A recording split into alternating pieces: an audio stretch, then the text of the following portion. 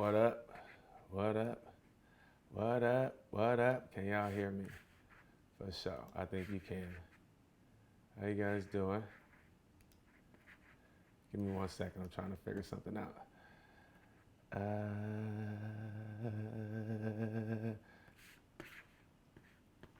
You know what? I should have started with this video. I wonder, can y'all hear this video? What's going on, y'all? It's been a minute. It's been a while. I haven't seen you in a little bit. I'm Ty. If you guys don't know, which you should know, but it's been a little bit. As you guys know, first off, press the like button. The more you guys like it, the more to get up, the more we get our audience up, so we can make this happen. Let me see if I can show y'all this video right quick. I think this is a good way to start off the video. The thing. This is hold on. Let's see.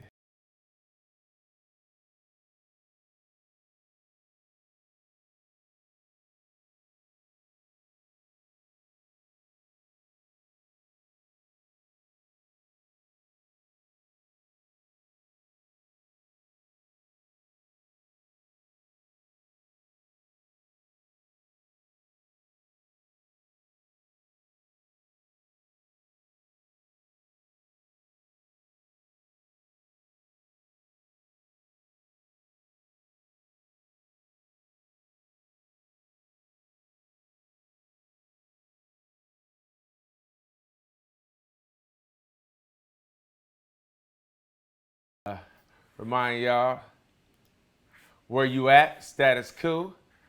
That's what's going on. Let me see. I just lost my place. I gotta get this shit back together. All right. Bam. Stop. Yeah. We good? Perfect. So no audio on the promo video. I don't know what that was. My bad. Anyway, I was just telling y'all to be members. Remember to hit the like button. What else you want to do, Jordan? Oh, so right now, I think we have a graphic to show you. We are at 456 members. Our goal for this month is trying to get to 500 members. So check out the graphic.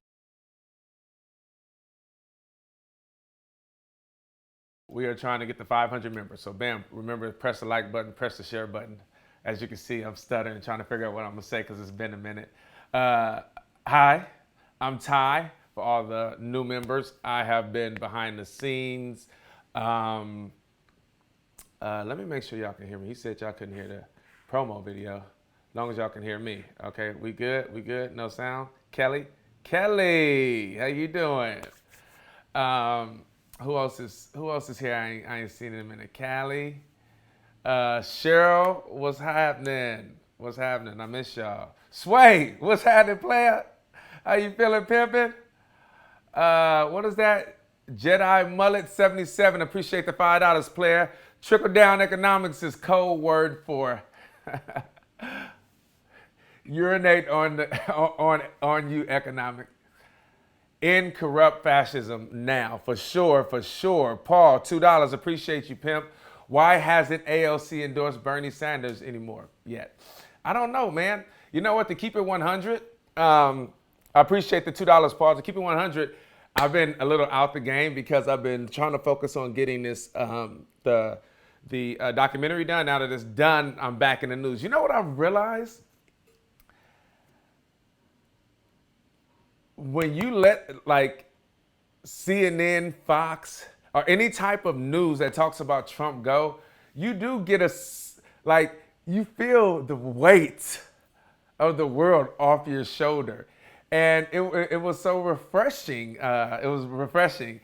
And I'm not even thinking about it too right now because I haven't been on top of the news and stuff lately because I've been focused on the documentary and some other projects that I'm working on. So I haven't been like engulfed in just watching, because normally it's on CNN or Fox or something like all day, and that's all that's in your mind. And that S stresses you the H out. Look, I learned how to use acronyms now in my time off. I don't cuss as much. I just say F and A and S. But yeah, what's going on, y'all? I miss y'all. Ty, sunny in the BC, Ty. BC, is that British Columbia or am I tripping? Oh, Ty, oh, thank you. Sunny in BC, thank you. I don't even know what that means, but I miss you guys. I'm glad to see you. Come join. If you haven't, hit the like button, share, like this. If you like it, we'll get more people watching. It'll go up on the algorithm. Oh, we're doing pretty good. We only got 10 likes less than how many people we have watching, so that's good.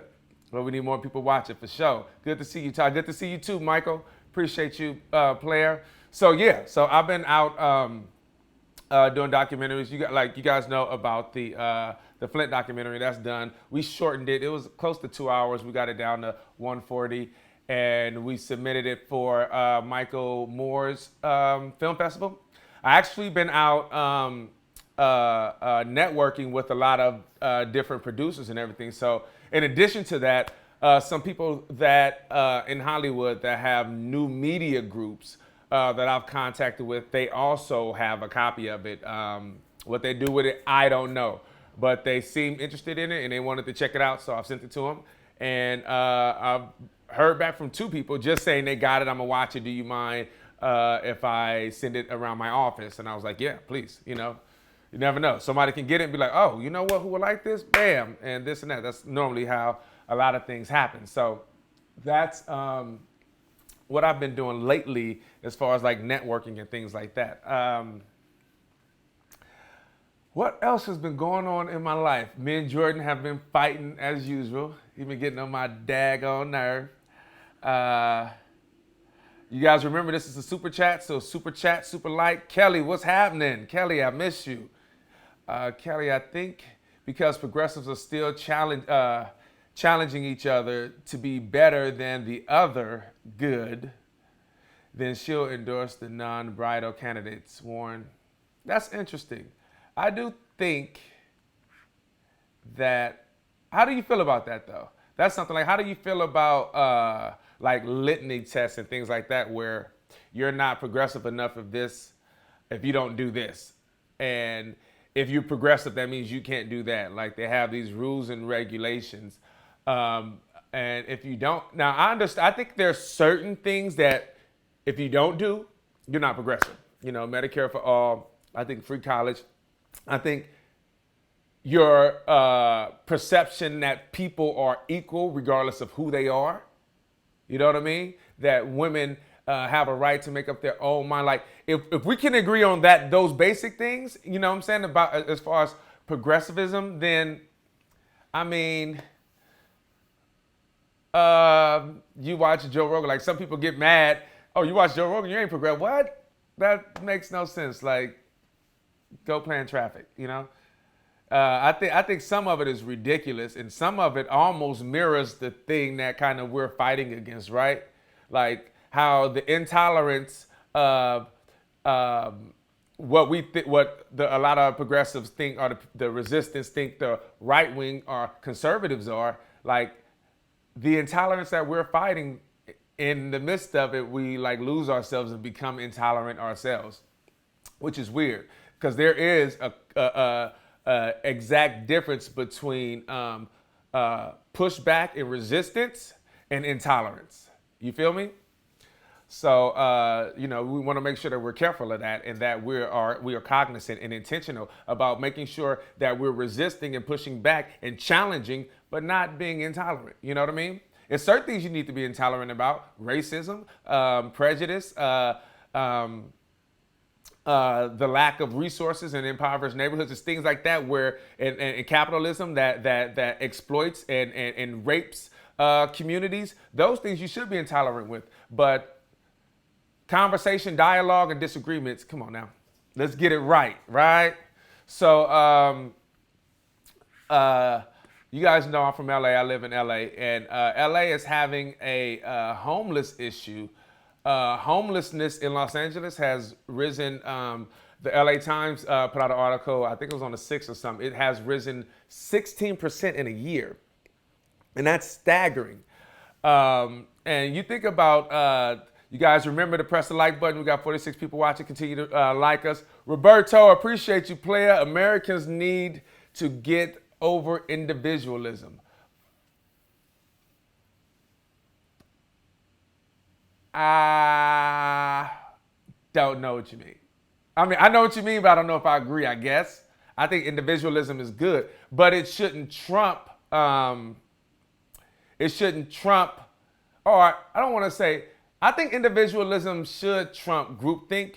Groupthink allow people to be mob and not think outside of their box, which then, like in certain communities, I think in every community, really, if you're just stuck in that community, you're stuck in a certain mind frame, right? If you live in rural Alabama and they don't like blacks and there's no blacks in the community and the only blacks you see maybe are on TV, and then your perception of blacks is what you hear from your neighbors, then you're going to have a skewed way of thinking and you're going to continue that racism. If you were raised in Compton and it's all black people and you live a certain way and you feel like you can't make it out and that this is all I can do, and that game banging is my only option unless I play basketball or football, and white people, and it's all white people and white people are trying to bring us down, and you don't get to see anything else, you're going to have that, continue with that frame of mind. I think it's always good to be an individual and always good to also be able to be a part of a group, but not to be dictated, by, I don't know. It's weird because you should be open and allow. I think the best thing in the world is to realize that you don't know everything, to realize that you have a whole lot to learn. And if you ever feel like you got it and you're done and you don't need it anymore, then you failed. You know, it should always be that tolerance and consideration and understanding, right? So, excuse me. Poverty is a death sentence. You're absolutely right. And that's, who was that said poverty is a death sentence? Terry Brooks, what's happening? Poverty is a death sentence. I agree 100%. When we were in Vancouver, me, Jen, and Jordan, we were in Vancouver, we were doing homelessness, and I saw homelessness in a light that I've never seen it before, and so much so that it affected me, and I came back home and I was depressed. You know, honestly, to be quite frank and candid, I was like stressing about bills and things like that, and every month it was just that, and it was so, you know, like I felt like I was like right there, you know? And I was looking at them and I'm thinking, wow, I'm stressed out about rent, and I was feeling like I'm right next door to the homelessness. Obviously, I'm not, you know, I have family and things like that, but the feeling for me in that moment was real because I was lost in that feeling, and it kind of consumed my thoughts. And that's like it was a really acute, almost helpless. It kind of reminded me of the times that I've been in jail where, you know, once those handcuffs go on you, you just have this sense of just like, I don't know, you can't do anything. Like, I don't want to say hopelessness. You just have this sense of my life is in someone else's hands. There's nothing I can do. You just helpless. And that's, I'm assuming, how people feel. And so, I interviewed a guy. He's a friend of mine, but he's a doctor. He's an eye surgeon. We were talking about homelessness in LA. And something that I brought up is, you know, I live in Hollywood. So in Hollywood, you can get a lot of homeless people. You can go outside my house. And it's so weird because I live right where all the tourists is. And there's an idea of what Hollywood, a lot of people have the idea of what Hollywood is. And you come here and it's such a paradox when you see the stars, the Walk of Fame and the stars, and you see all these other things, and laying on the Walk of Fame are homeless people. And that's where they live. And you really get to see what Hollywood is. A lot of it are people that came out here, tried to do something as far as film as in music, and get caught up maybe in drugs. Some is because they're starting to close a lot of the mental facilities and just releasing people.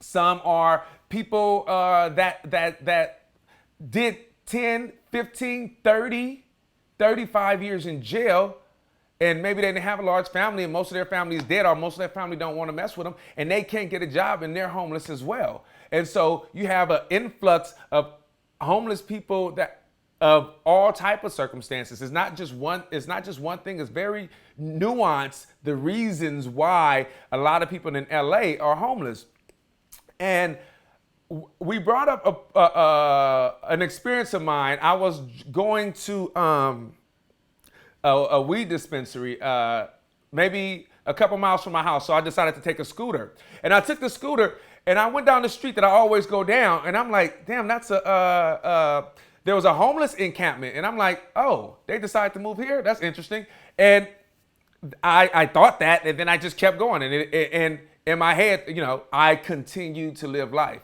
which is terrible, but it's what it was. They moved over there. And then I had to go to the store maybe a couple weeks later, which is instead of continuing down La Brea, you would just make a right on Sunset. And I'm going down, it's another, and I'm like, did those people move over here now? And then I went, and I obviously went and saw that, and I'm like, oh, those are two new ones. I'm like, are people moving more over here because they wanted to, because homeless people do move around a lot. And when Jordan sent me the article, I'm like, oh my God, there's more homeless people. That's why that street is taken up with homeless people. And I'm like, and I just continued to live my life. I looked at it, I saw it, but I didn't even think about, oh, this is more people that are, we just had in November, we tried to pass a law to allow rent control, and it didn't pass, right? And you think about homelessness being up 16%, that's a lot. And think about the attitudes that surround that. Some people disconnected from it think it's a terrible thing. But when they have to be confronted with, oh, we want to build some homeless shelters here, and it's maybe in a vacant lot across the street from your apartment or your home, then you're like, oh, no. And I start to realize that we need more empathy. You know what I'm saying? Really. Because anybody can be in that predicament. God bless and God, forbid that anyone is. But there's a lot of those people that never thought that they would be in that position right now, and they are. And it's unfortunate. But anyway, I interviewed a friend of mine. He's a doctor. He worked with homeless people, giving them free eye exams. And the other night he had called me because it was a homeless guy that he worked with. This guy is crazy.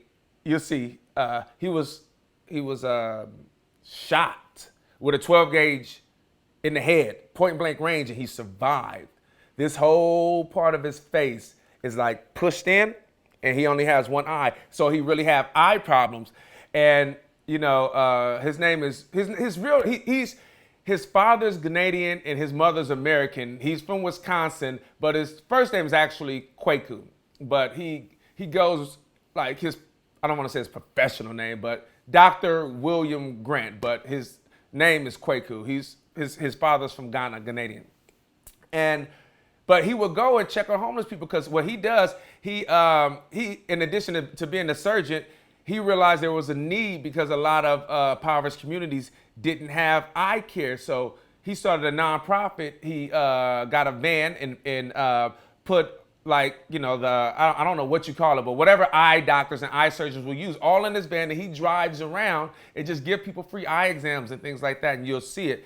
But he deals with homeless people a lot, and he has a lot of insight. And we just literally had a conversation about homelessness and what we think about it and what we think the result is. And, we agreed on some things and didn't agree. And so, I did this interview, and I wanted you guys to see. Herb, Ty, love you, man. I love you too, pimpin'.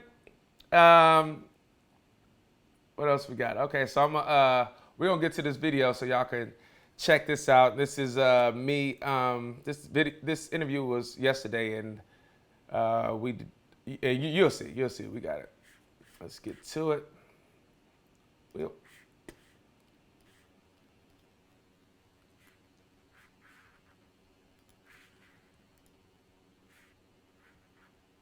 Jesus Christ.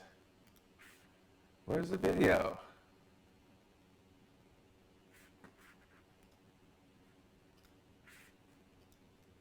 That's crazy.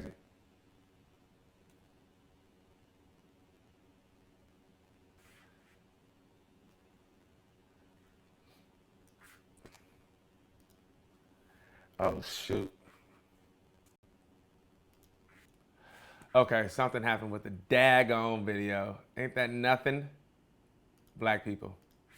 Let me figure this out. We just had it. It was just up. I just checked everything.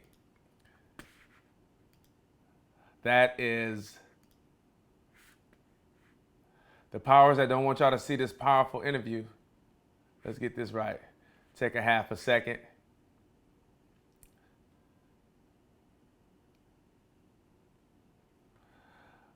Grant interview, bam. I got it.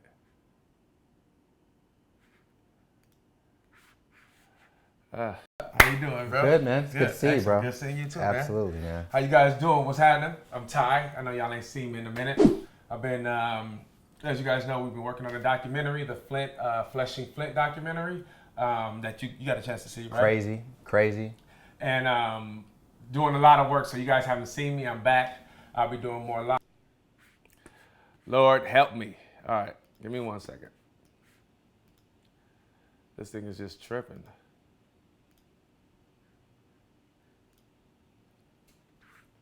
I'm not sure what's up with this.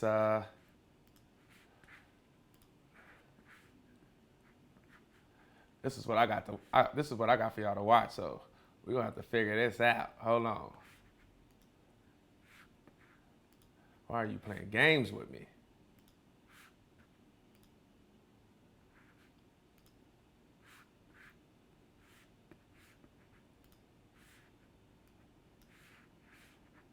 How you doing, bro? Good, man. It's good to see you, bro. Good seeing you too, Absolutely, man. How you guys doing? What's happening? I'm Ty. Yeah, so that's frustrating. So we don't get that together. This thing is acting funny. But what we talked about was what was the article. I'm gonna just move this file to my desktop. Maybe that's the reason why it's acting like it don't want to play. But what we talked about, so he lives in downtown. So he lives in downtown Los Angeles, and he lives in really nice apartments in downtown Skid Row. He may live about a quarter mile east of west of Skid Row, and literally he has this really nice apartment. You walk outside, and he's confronted like with just homeless people, you know. And like I said, it's a mixture of how he talks about it, how he articulates it is great, because he talks about like it's almost like a tale of two cities. Because if you think about, like, I'm sure my rent is expensive, and my apartment is twice as small as his, and so his rent is expensive. And you think about how high rent is here, like homeless people, they don't have a chance, you know. Not based on the rent here in LA. I mean, if you could say it's anything good about, because a lot of homeless people migrate to Los Angeles, and I guess if it's a good thing about that is that the weather's hot, and they do have some resources as far as like Skid Row. Skid Row, they actually have homeless shelters and things, but I think you have to like get there at a certain time or you can't get in and things like that. So those are good, but what if a person want to like jump back on his feet and get it back together? And you know, we were talking about like the perception of homeless people too. Like if people perceive, like, because they look at how the position a homeless person is in right now, because of that, people won't give them a chance to actually succeed, you know, to thrive, because they look at them and they judge them based on their own perception of who they think homeless people is. So let me see if this is. How you doing, bro? Good, man. It's good to see you, bro. Good seeing you too, Absolutely, man. How you guys doing? What's happening? I'm Ty. I know y'all ain't seen me in a minute. I've been, as you guys know, we've been working on a documentary, the Fleshing Flint documentary, that you got a chance to see, right? Crazy. And doing a lot of work, so you guys haven't seen me. I'm back. I'll be doing more lives, more videos, and things like that. I'll get more. I think I'm gonna do a live tomorrow, so I'll get more into like what I've been doing, what's been going on. But I am here with a good friend of mine, Kwaku Grant, and from Wisconsin. Yep. Yeah. No doubt. We met about a year ago? Nah, man, it's been like 2 years. 2 years, damn, yeah. Two and a half years. Like on a fluke? kind of almost, Crazy. right? Crazy. Right? Yeah. I submitted a script for someone, and they ended up giving my contact to him, and we connected. And man, it's been cracking ever since. He's an eye surgeon. And I brought him here today because I know the work that he does, and he does a lot of work in the community dealing with homelessness. And I wanted to kind of talk about homelessness because earlier or late last week, what was that? I know LA Times came out with the article initially. I'm reading from CNN Politics, and June 6th, so that's about 4 days ago, talking about the homelessness in Los Angeles. And in addition to this, I'm going to talk to some homeless people. We actually had a chance to talk to some homeless people the other night and do a couple interviews and kind of, I guess, showcase what you do in your work with the homeless, and we'll get into that in a minute. But what made me want to get into this, because I was looking at it, and it was talking about how today the homelessness is 16% higher in LA County than it was last year. This is the highest it's ever risen, and it almost seems like a paradox when you think about we having the lowest unemployment rate, right? And there's no way in hell that everyone that's homeless, right, is like, especially all the 16% that have become homeless in the past year are all drug addicts, are mentally challenged. A lot of those people don't have money, don't have jobs, can't afford, especially in LA, it being so expensive. And you guys know that Jordan and I and Jen were in Vancouver and Washington State doing a feature on homelessness and how prominent it is there, and it affected me, like it really affected me a lot. You know, when I got home, it made me feel, because we interviewed some people and they were talking about how I have a job, I'm working today, and I can't afford housing. There were people on the streets that had jobs, employed, but because everything was skyrocketed in Vancouver, they were living on the street. And I couldn't wrap my head around that. And when I live, and I'm in Hollywood, and if you guys are familiar with Hollywood, you would know, but if you're not, there's a lot of homelessness here. And when Jordan told me about this story, I started reading the article, and I was like, you know what's crazy? I go down La Brea all the time, right? And I either, because I normally take an Uber or I drive the little motorcycles or scooters that they have out here. And I remember going down and noticing a camp, like a tent camp, and I was like, oh, they moved here. In my head, I'm like, oh, they moved here.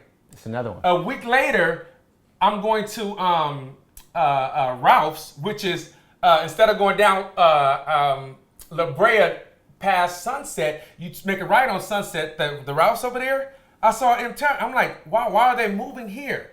And what was crazy when I read this, I'm like, I'm thinking that they moved from one place to another. These are probably new people. You know what's crazy, man? So I live downtown LA. This is like right on the edge of Skid Row, and it's the same deal, right? So I've been down there for probably about now 3 years or so. Yeah. And it just seems like it's getting worse. But you don't really have any context. You don't really know if it's truly getting worse, whether or not people are just moving and migrating from different areas. You almost tend to think like it's not possible that it could be getting worse. Yeah. It's not possible that more people could be spilling into the streets. Yeah. And it must just be the moving phenomenon, or people just, they decided that block wasn't a good one no more. But nah, man, as soon as you see stuff like this come out, you realize that it's actually additive, right? Like they're not substituting one place for another. There's just more people on the streets. It's real, and you feel it, but you don't really realize it until you see some statistics like this. Like this, dog.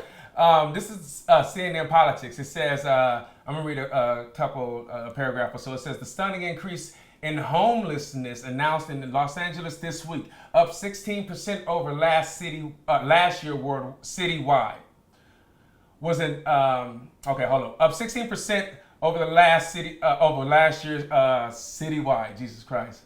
Was an almost incomprehensible conundrum given the nation's booming economy and the hundreds of millions of dollars that the city, county, and state officials have dedicated towards the problem. If you guys aren't familiar with LA is statistically, historically, I guess, have been for homeless people a really good resource. Absolutely. We, for the most part, have tried to or the city have tried to do their best to make sure that the Skid Row could stay Skid Row. I think maybe in the past 2 years, they've been trying to gentrify, and people have been fighting against that. Mm-hmm. But they really have resources here. And to think that it's moved 16%, to me, what's real crazy and what I think about, my own thinking. Because when I passed them, when I thought, oh, they just moved here, and it was just that. Right. You know what I mean? Right. It was just that. I went on with my life. Right. Didn't affect you. You know what I'm saying? Yeah, of course, man. It didn't affect you. You just got to drive on by. You didn't actually have to stay in that reality. That's the thing that messed with me the most was it was just oh, they just moved there. I mean, I think, conscious awareness, right? We're all constantly reminded about things simply by being in close proximity to it. Mm-hmm. So for me, living downtown, I live on 5th and Hill, which is, 5th Street, for anyone that knows, LA has been probably one of the most drug-infested and homeless bastions of all of Los Angeles, mm-hmm. right? And so for me, every day I walk out of the street, I'm dealing with it, and I don't go to my car without seeing another homeless people. You actually get to know the people, mm-hmm. And you start to wonder where they went when they're no longer there. I mean, you develop a low-key relationship with them. Yeah.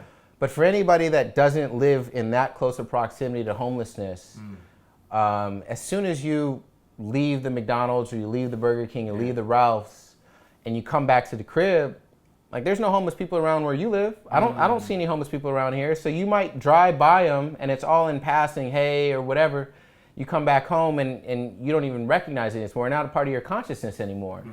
But the closer you are to it, the more in it you are, you can't ignore it. And it really becomes something that's more conscious. It's much more a part of your psyche.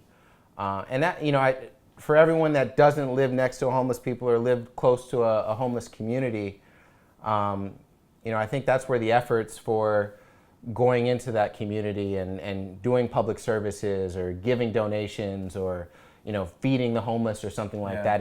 It's that proximity that ultimately gives you the connection to them and lets you to realize that, this is not anything that I can deal with in isolation. This is actually something that's these people's homes. What's interesting is that it's almost embarrassing because your reaction to it is, to me, it's so different from mine. Yeah. I look at it as if I walk out, I see it so much, I become desensitized. Right. And that's the thing that was most embarrassing when I read this, because I just went on about my day, and I'm bothered by that because it could easily be me. Because a lot of times you think, when you think of homeless people, unless you take time to talk to them, you think, oh, they must have got on drugs. They came here, tried to be a movie star, whatever, got caught in drugs and this and that. And we don't understand, just like this article talks about, it's way more than just drugs. It's mental illness. So many of those, the hospitals are closing down and just pushing people out. Right. And they're homeless. It's rent is sky high here. I know, and I think it's Orange County, if I'm not mistaken, that they passed a statute where how rent control cannot happen in that county. Correct. Cannot happen. Facts. It's illegal. Yeah. You know what I'm saying? Yeah. It's absurd. Now, it was a part in this article that talked about, but before we get to that, what you said stood out to me, and I guess it can be a kind of segue to introducing who you are. And I think that's why I appreciate what you're doing so much, what you're doing with homeless people. We were able the other night to go and film you doing what you do. And I'll have you explain it, but give status quo in our audience, your background, who you are, and what you do, and what inspired you. And based on, because he lives in, he's a doctor for one, so he's good, right? But where he lives, when you walk outside of his building, he's confronted. They're all homeless people right there. It's right there. He's confronted. And unlike me, who just, oh, they're homeless, oh, they must have moved, he engaged and he used, I guess, yeah, no, this is not even a guess, your privilege to then create dialogue, change, and offer assistance. The doctor told me I was shot point blank range with a shotgun. He said it was not point blank range, my whole head came off. That's why I believe I survived, because of point blank range. When did you feel like you started to lose your vision? Like when you couldn't see much anymore? That was when I woke up, it was like that. You couldn't see much anymore? Yeah. They thought me completely blind. Yeah. But you have to be on eye drops though. Yeah, it's been on eye drop. The eye drop prolonged the glaucoma every time. They said you got glaucoma. Yeah, they said the eye drop will prolong it. And if you don't take your eye drops, you can go blind. Right. But you haven't taken eye drops in how long now? Oh man, about a couple months. Couple months. So do you have any social services now? I mean, are you able to go to a shelter or anything like that? I don't food chest. No. You don't like this? No. What about medical care? What about healthcare? I'll go there. That's all right. Jerry, we're gonna take care of your eye, man. Okay. We're gonna make sure you don't lose your vision. Do you have any other family? Any brothers or sisters? They in Lancaster. Lancaster? I don't talk to them too much, yeah. What about kids? No, I ain't no kids, no. Lancaster ain't that far. You want to see him or you don't want to No, see I him? don't want to see him. You want to see him? I just want to, they work at the prison down there. Oh, you don't want to. One of my sisters is a counselor. Her husband's a sergeant there. And her younger sister, they've been there for years. They're working at Norco over here. You know, from Lancaster, they sent them over here to Lancaster. They've been for years, right? C, S, D, Z. That's it. My name is Armando Mayo. I'm a just regular human being like you and anybody else. Trying to learn what is the reason that we are here on Earth. Who we are. So my name is Dr. Grant. I'm an eye doctor. I understand that you were having some trouble with your eyes. I live right there in that little space, you know, by the light. I stay right there, you know, behind the truck. I was working in construction, and I have a passion for construction, you know what I mean? And I love to work hard, you know, so during those times, I have a few accidents, which sent me to the surgery room. Because after the surgery, I went to life skills, and that's when I learned about, you know, have some strategies so you can be able to keep moving on. That building in the corner, it used to be my community college, Cesar Chavez Community College. It's from, I get my GED, and from there, I was transferred to San Diego City College. I'm a disabled man in college. I need to know how to read and to know what I'm reading. See, what is the main idea of what you read? So when I'm reading and paying attention, I have to kind of close my eyes so I can be able to visualize the letters and read. I work with and founded a nonprofit that's called Will Grant Vision. And the purpose of our nonprofit is to allow people to be able to see. So my name is Dr. Grant. I'm an eye doctor. I actually do the full thing. I do glasses, contacts, but we also do surgery. I also do surgery. And honestly, I mean, there's a lot of truth to what you just said, yeah. And I don't want to... By the way, I'm sorry, he called me. He was like, Doug, because I was telling him that I was doing a thing on homelessness, and he looked out for me. He called me, hey, look, this is guy that I've been helping out, and he's here. And I said, you got your camera? He said, come out here. And I came out, and we had this clip. Yeah. And we could talk through this clip too, but yeah, I mean, there's a lot of truth to what you said, man. And it's not that I sought out to live in a homeless area. That was nothing that I ever intended for myself. Yeah. You know, to keep it 100. I'm originally from Wisconsin, so you know we don't have the homeless crisis confronting us at our doorstep in Wisconsin as you do here in certain parts of Los Angeles. But I just happened to move downtown. You know, that's where there's a lot of stuff going on downtown. Yeah. And the fact that I live in an area that has as many homeless people as they do, and I'm confronted with it daily as I walk out of my house, speaks to gentrification. You know, it speaks to a whole different aspect of kind of the social milieu that we're dealing with right now.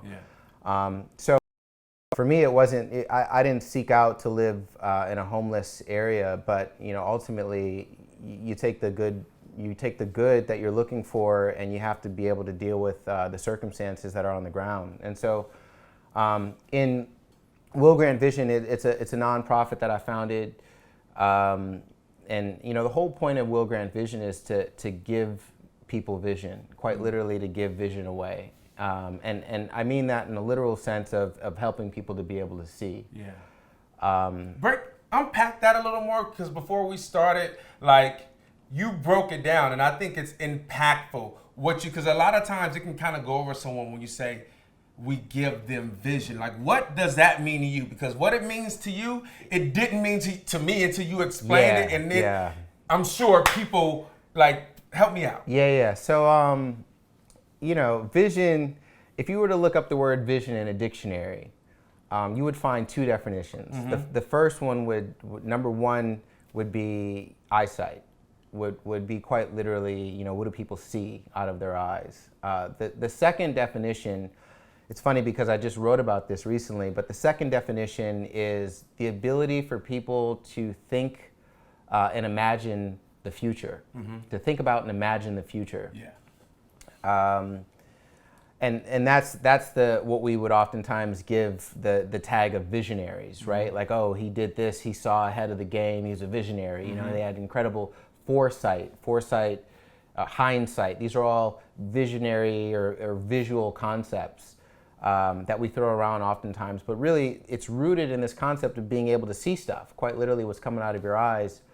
And the figurative aspect of it is more of a more abstract, more you know, how does the world around you kind of impact who you are, and in terms of what you see, not just your 20/20 vision, so to speak. So what my organization does, being an eye doctor, it's not something that I ever started with thinking that I would be on the streets of Los Angeles dealing with homeless people and what they are unable to see quite literally out of their eyes. But it's more fundamentally thinking, you know, I became an eye doctor so that I could help people see, quite literally see. And from my standpoint, if I have that privilege, as you call it, and it absolutely is a privilege, if I have that privilege and I have that know-how and those skills, I don't feel like my duty to help people see stops just with the people that come into my clinic or stops just with the people that are able to pay for it. And so, you know, our organization is founded upon that principle that we think vision is a right, not a privilege. And we really actively look for people that need our help. It's crazy because you have a really nice apartment, but you walk out, and if someone was to walk to your home, never going to your home, they would probably think you live in somebody's hood, right? Look, man, so I think this speaks to, I don't know the forces that rule Los Angeles. You know, if Garcetti's watching this, can you weigh in? I don't know the forces that rule Los Angeles. But there's an invisible line, no doubt, that definitely separates a certain part of the downtown area from another. And I think it happens to be on 5th and Hill, 5th and Grand, around there, maybe 5th and Hope.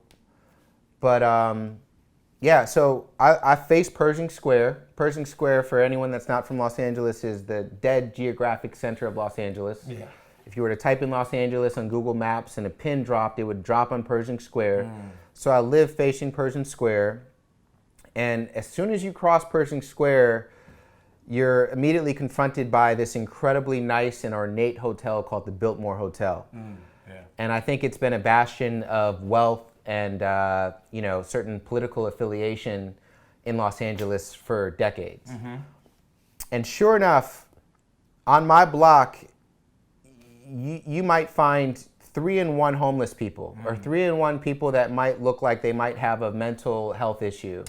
Meaning for every 3 homeless or a mental health ridden person, you'll find a non-homeless and a non-mental health ridden person on my block.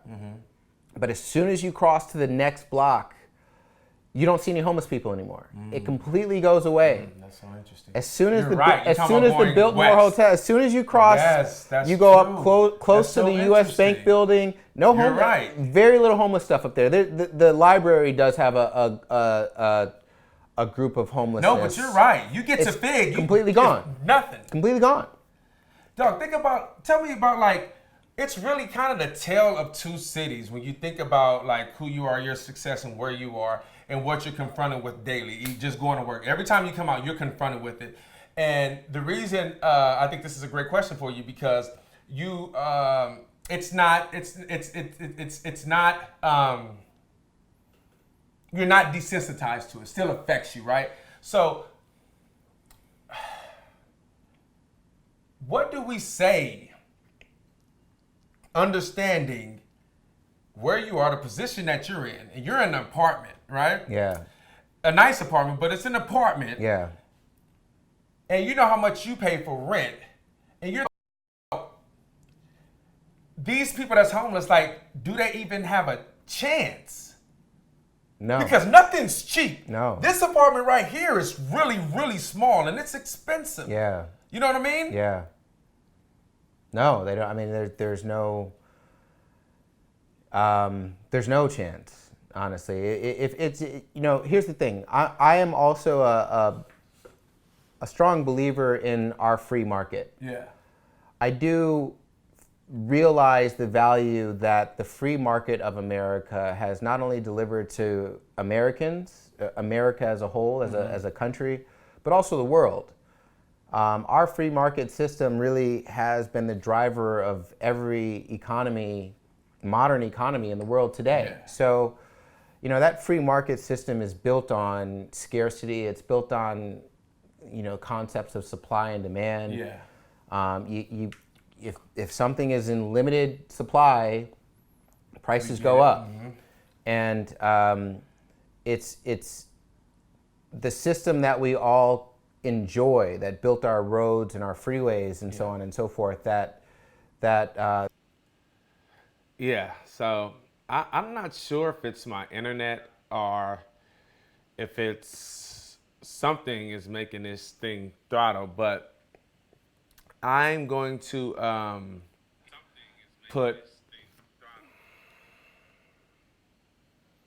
going to edit it and I'll put it up. I'm gonna edit it and I'll put it up so you guys can see it.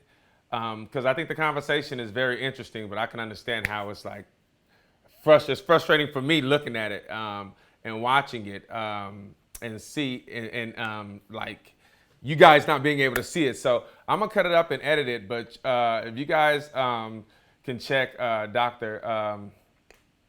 Will Grant out what he does. He has a YouTube page. I think it's on YouTube, Will Grant Vision. Go there and subscribe, and you can check out what he's doing and what he's doing like with homeless people. He's been doing this for a while. He's just now starting to build up the social media so more people can know. I think that's his main goal is because he can't reach every homeless person, but if he can give them access to who he is, then they can reach out to him. He has like a number that they can call and things like that. He really takes a lot of things into consideration. One being that, everyone doesn't know, that I exist and this is free and I'm offering this. And everyone I can't reach. So if I can he has a number that people can call and they can schedule an appointment where because he has a van, so he will go to them and give them free eye exams and things like that give them free glasses and stuff like that. But it's YouTube Will Grant Vision, and you guys go there and subscribe and check him out, and then I'll cut up this video as well so you guys can see it, but it's still throttling with me too. So but that's it. I appreciate y'all. Press the like button. Thank you. Somebody just gave $5. Who's that? Let me shout them out. What was that? Trent? Symmetric? I'm sorry. Y'all know early childhood education is a real thing. But I'm gonna read it. I appreciate the $5. Stop making people homeless. Go after the criminal bankers and greedy landlords. Yeah. So look, that's a great statement, dog. A great comment. We actually, me and Grant kind of went back and forth, and it was like right while it's throttling. But I'll cut it up, and you'll see because we both have little different perspectives on that. Because I feel that way. Like he's under the impression that, and I think it's a true thing that. You have the good. He used a great example about metabolism and how you eat food and then you have to waste the waste out. You eat the good stuff, and from that you get your carbohydrates, you get energy, but everything you don't use, you waste. You either urinate or you go number two, right? And in a car, you get gas, it lets you drive, but then it has an exhaust. And he used that to say, you have people that thrive, and then there's going to be people that have and have nots.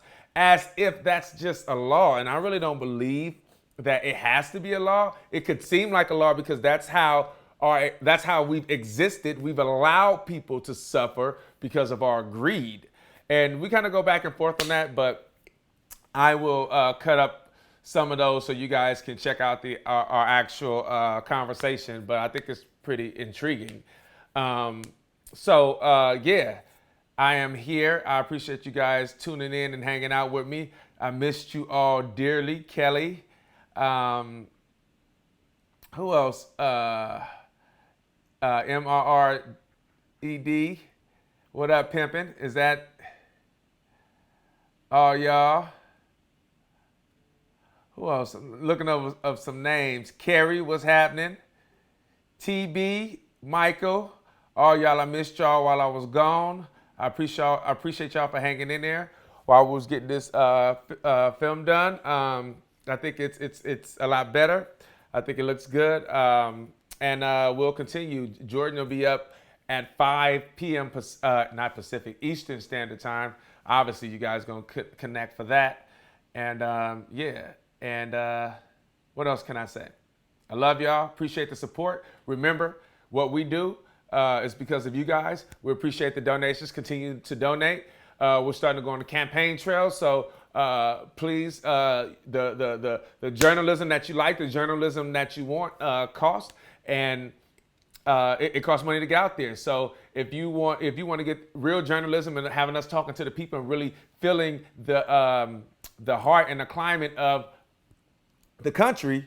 Support us, support our traveling, support us out there on the campaign trail, following Bernie, following Tosi, going to the campaigns, going to the rallies, and seeing what the country's feeling so you can get a real clue of where the country head is versus CNN's idea of where the country head is, because they thought Hillary was going to win. You know why? Because they wasn't focused on the people. They were focused on their circle, which is full of people that don't even have to deal with 80% of the rest of the country has to deal with. So follow us, subscribe, become a member. Go to statusquo.com, become a member, join for $5, $10. That money allows us to go on the campaign trail because everything costs. It allows us to go and get the interviews that you want and cover the subjects that mean something to you.